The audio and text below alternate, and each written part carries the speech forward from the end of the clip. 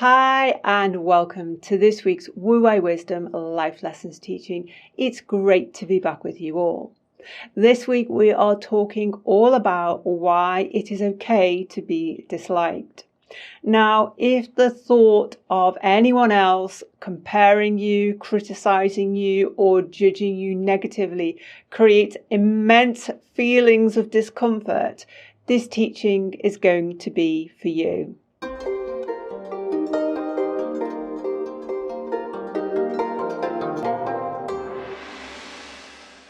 Okay, David, why is it that it's so uncomfortable when we believe people dislike us or are criticizing us?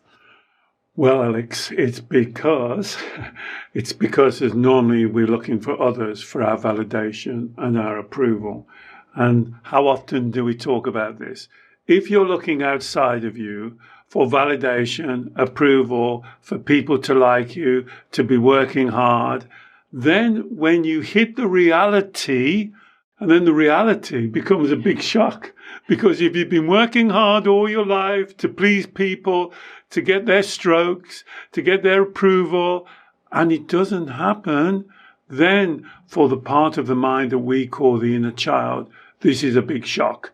And it creates red light feelings, anxiety, feelings of fear, feelings of depression, because it's not getting what it wants. But David, isn't it normal for us to want people to like us? I mean, it can't be normal to be completely happy with people disliking us or judging us. So you just done the pendulum. So nobody said that you want people to dislike you. What's normal? People will dislike you. That's normal. That's reality. If I came to 10 of your family and your closest friends and asked them what they think about you, I would have 10 completely different answers. Which one of those are true? Which one of those really represents you? And the answer is none of them. They're all their opinions. And here's what makes this teaching so kind of funny, is because we are so good at criticizing and judging and comparing other people, but we don't like it when it happens to us. Now, in our model, we call it CCJ, criticizing, comparing, and being judgmental. And we often talk, one of the greatest spiritual teachings is acceptance. And unfortunately, I've got nothing else to offer you except we have to accept, swallow this pill, we have to accept not everybody's going to like you. We have to accept that some people will actively dislike you. That is the reality, the norm of the universe, of the life that we live. You do exactly the same. Some people you're very close to, some people you get that connection immediately, some people you don't get that connection to, some people you may even dislike. This is the norm that we live in.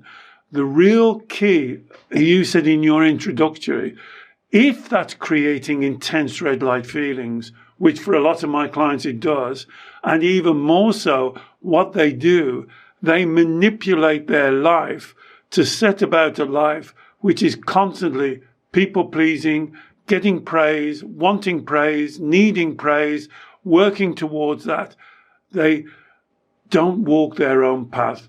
Okay, David, so I can see we're kind of making a real self-harming decision here, or subconsciously we're making it, that we would rather try and make everyone like us and compromise ourselves in terms of what we want, how we use our time and our energy, and do we live our truth, because we're choosing to prefer to try and get everyone to like us, but it never works anyway. So we're on a hiding to nothing. Yes, wouldn't it be better to transfer that energy to us liking us, to us validating ourselves, for us focusing on ourselves first, and then just allowing people to make their own opinions and respect their opinions And some of those opinions may be positive, some may be negative.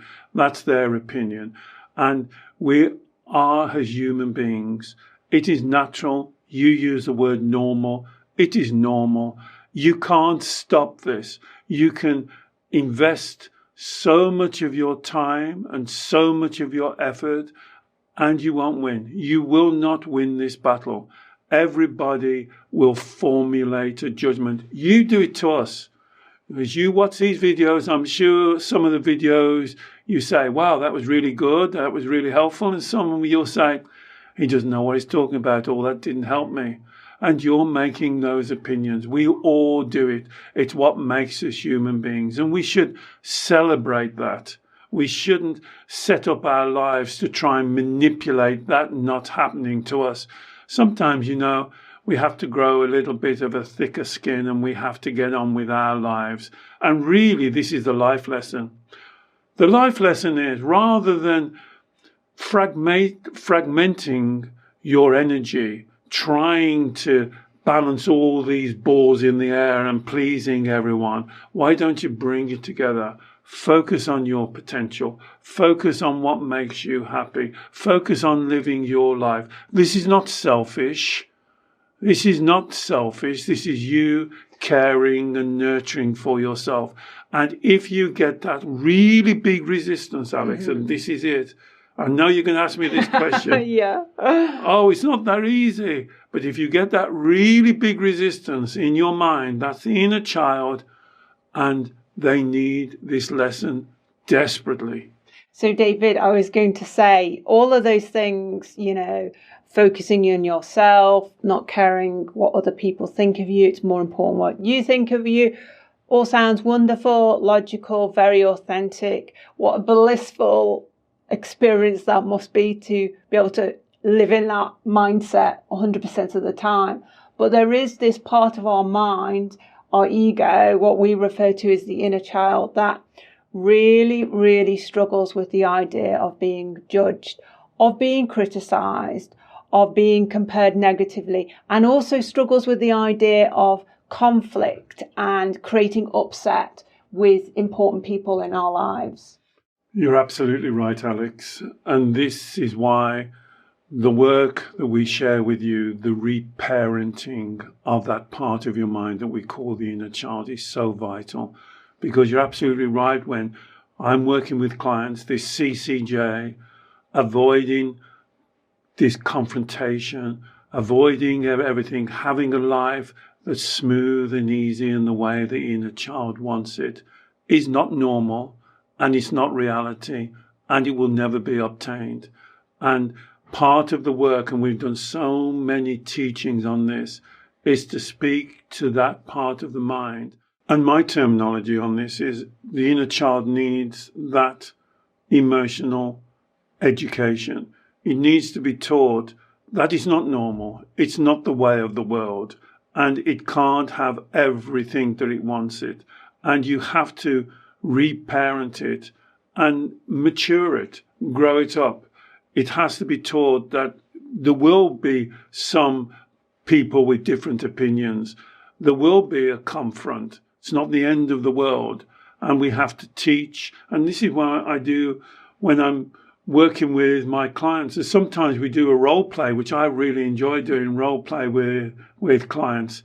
And I'm just a little bit obtuse and get them to deal with somebody who is a bit negative and criticizing, because they probably never had their experience in a safe situation where they can relax and answer the question correctly, rather than using the emotions to push people away. And that's really what the inner child does. It creates, as you said in the introduction, extremely powerful emotions, hoping the other person will see the emotion and avoid them.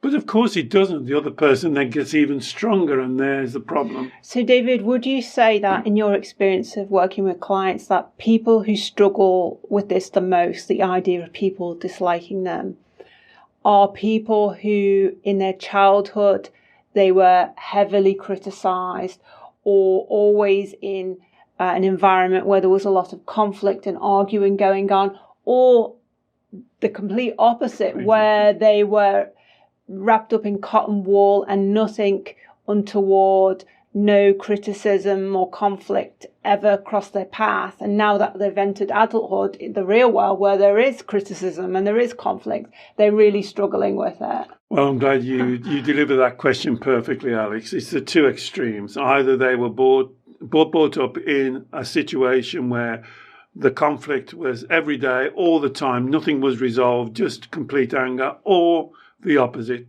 the cotton wool world. And those are the two extremes that normally my clients are. And that's what Wu Wei means. We have to find the middle of the pendulum. If you think of those two extremes as the two extremes of the pendulum, the way out of this for you, if this is you, is to find the center. First of all, it comes with acceptance.